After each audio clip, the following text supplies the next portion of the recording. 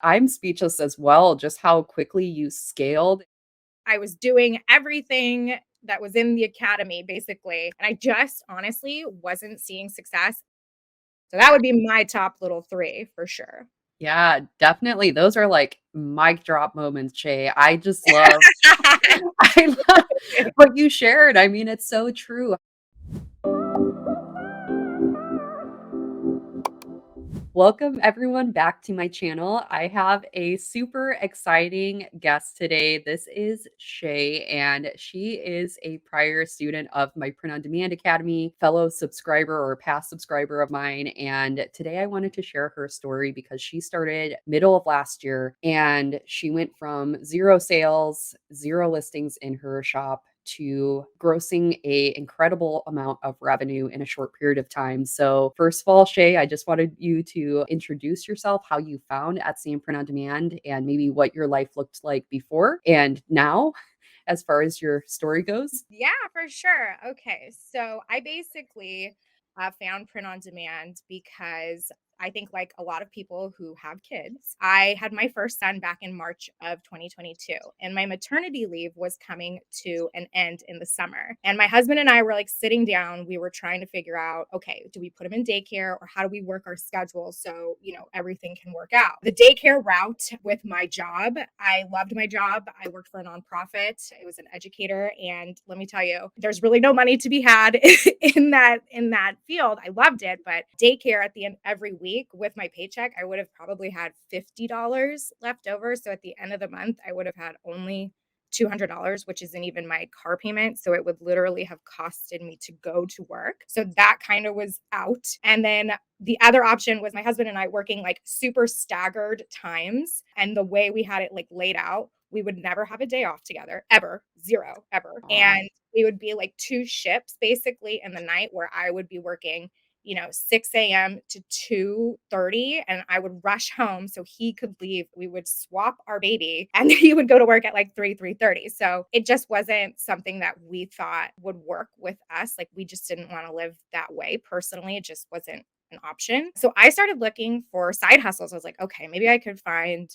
a work from home job or something. And I was on TikTok looking and I stumbled across the Print on Demand Academy. And I was like, what is this? Like, what in the world is this girl peddling? Like, what is going like what is going on? So I Yeah. clicked on it and I'm like, oh my gosh, like this is real. And I started doing some research and I'm like, okay, this could really work.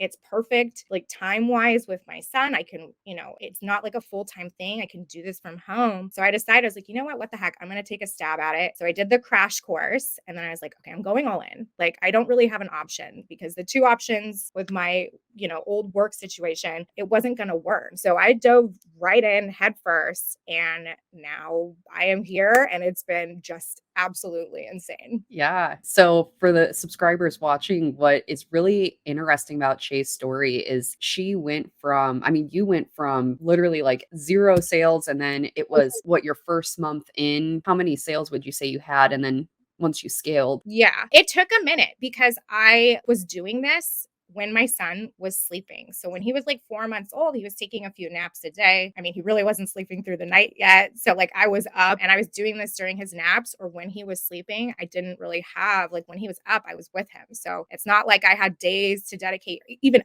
like chunks, huge chunks of hours. Like I really was doing an hour here, an hour there, an hour here. It took probably, let's see, I started late August, early September. So that's when I started making my first listings and putting things up. And then by, I want to say, the week or maybe like 5 days before Thanksgiving, things just blew up. Like it was probably 2 months in. And my first designs were not good. Like I had no idea what I was doing. I had never even heard of like these design programs. I had never heard of like any of this stuff. Like I had no background in this whatsoever. So it was all really a learning curve. And it took about 2 months of me, making designs and doing like the program and going through for it to really like start to pan out. Yeah. And how many orders would you say that you hit? Because I think it was like 400 orders, maybe like in 1 month that I saw Yeah. within like November, was it?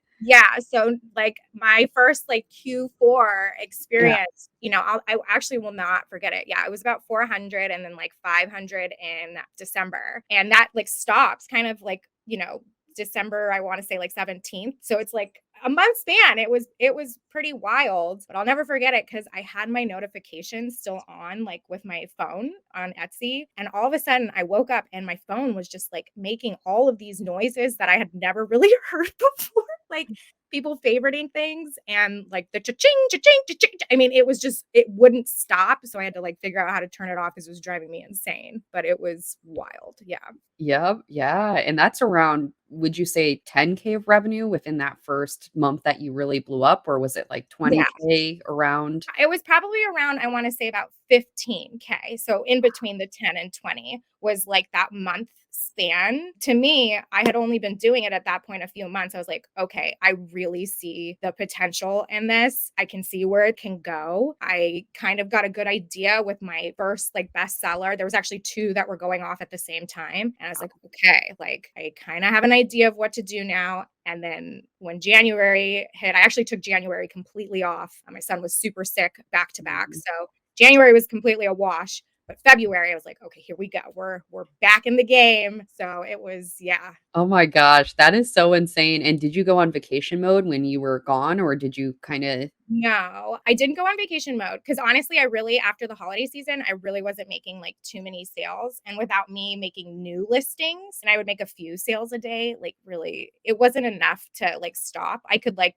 look at, my laptop for an hour and assess what needed to be assessed. It wasn't like, I didn't have to stop or anything like that. It just wasn't the level that it is now. And yeah, so it was really easy to just kind of stop for a little bit and then pick it right back up. Yeah, exactly, and I know you shared your revenue numbers with me before this, but to share with the audience on YouTube, you're almost at 6 figures after, what is it, 8, 9 months? Yeah, It's well, and then technically, if you don't count January, because like, I really didn't do anything in January. I mean, yeah, like 8 months. yeah. About to hit tomorrow, I will hit 100 grand in sales, which is like, I don't even know. I Yeah. don't even know what to say. I'm speechless. I'm speechless as well, just how quickly you scaled, and if you don't mind sharing as well, how many orders are you at per day right now? It's pretty crazy over here. I like to think of this time of year as like the holy trinity of like, Yeah. or I mean, bigger than that, I guess. It's like Mother's Day, Father's Day, spring break, people are traveling, graduation. So there's like all these niches, going on at one time. It honestly feels like Christmas, like second Christmas. It's crazy over here. So a typical day, I would say, a really typical day right now is about, I've been hitting over 100 orders every day for the past like 2, 3 weeks. Prior to that, it was probably a typical day would be like 50 orders. And then the craziest day I've had was 160 orders. That was like insane. I was just like, keep it going. Let's Yes. go. Let's go. I love that so much. Oh my gosh, that literally gave me goosebumps earlier when you told me that about 160 orders in one day. That is insane and unheard of. And I guess my next question would be is how many listings do you currently have in your shop? Yeah, I really honestly, I don't have that many. I have like a little bit over 300, maybe like 305 or something like that. I have to double check. It's definitely under 310. But out of those, there's stuff that I have listed that like never even sold, or it's like holiday stuff from St. Patrick's Day. Like it's stuff that's not really applicable right now. So out of those 300 listings, only I would say like 100 maybe are evergreen or like constantly, selling. So I really don't have like a crazy shop. Like I don't. I love that so much. And the thing is, you're selling different products, and we won't say the exact products, but you're selling products that are not t-shirts. And this is something I've been saying on my channel for the longest time is to not go into t-shirts because it is harder to rank. And I guess that's what's so inspiring about your story as well, is just hearing that you're selling a different product that not many people are selling. And I've seen this time and time again with a lot of my students who've went through the course. And during the course, I heavily, try to go into like, oh, here's all these other products to sell instead of this product or t-shirts. Not to hate on t-shirts. I know I sound like a t-shirt hater on my channel. Oh, no. Yeah, but honestly, I mean, if you sold your designs now in the niches that you're in on T-shirts, do you think that you would have these 100 order days? I guess that Like, yeah. not even close. When I first started, in September, I started by doing t-shirts and sweaters. Like, I bought beautiful mock-ups. I was doing everything that was in the academy, basically. And I just honestly wasn't seeing success. And I know you had mentioned in our like monthly meetings with everybody in the academy, you're like, try to stay away from t-shirts. I was like, okay, let's see what else I can kind of get into. So I started looking at different products and I stumbled on the products that I do sell now. And that's when my bestseller happened at Christmas time, was with the products that I do sell now. So if you wanted a piece of advice from a new seller, do not do shirts and sweaters. It's a hard uphill battle. It's really saturated. I'm not saying you can't find success. I'm just saying people are looking for other, not just shirts and sweaters. They're looking for a ton of stuff. So don't put all your eggs in that basket at first. Like, try to venture out from there for sure. Yeah, I love that bit of advice. I think it really is true. Like you said, it is a uphill battle. I would say that's the best way to say it. You could do t-shirts, but it's thousands of listings rather Yeah. than doing, 300 listings in a lower saturation product type that I really like. I was inspired when I was working with you. I was like, oh my gosh, she is just so inspiring with her design styles and just your ability to look into different types of products and find those kind of winning items that are going to sell that are different than just the regular t-shirt, which I really commend you for. And honestly, you already answered. I was going to ask what tips you had, but have you used Etsy ads on your shop or was this organic? Do use Etsy ads only because I don't do any social media, zero. I will be the first to admit I can't. I don't know. I don't even have social media personally. It's not something I would even know how to begin to do. I would have to hire somebody. So I'm not there. Once I am there and I can hire somebody to do it, I would probably go away from the ads and do that. But I'm not really spending too much a day on my ads. I mean, I'm doing about $2,000 to $3,000 a day in revenue, and I only spend about $20 a day on ads. So, I mean, if you look at my revenue, my monthly revenue compared to that, it's really just a drop in the bucket at that point, and I don't mind spending that. When I was first starting though, and I had no sales really coming in, and it wasn't until I got my bestseller, I was spending $3 a day on Etsy ads. That is it. So, I Wow. mean, I would suggest maybe if you don't have social media or you don't have that listed yet, that could be a route you might want to take. It's not necessary. If you do have social media, you'd be good to go. Yeah, I agree. I really love that insight because I think that's the toughest thing when you first start a shop. It's getting that initial visibility and not really seeing it at first. It's like, okay, what do you do? And usually my, I guess, tip is to either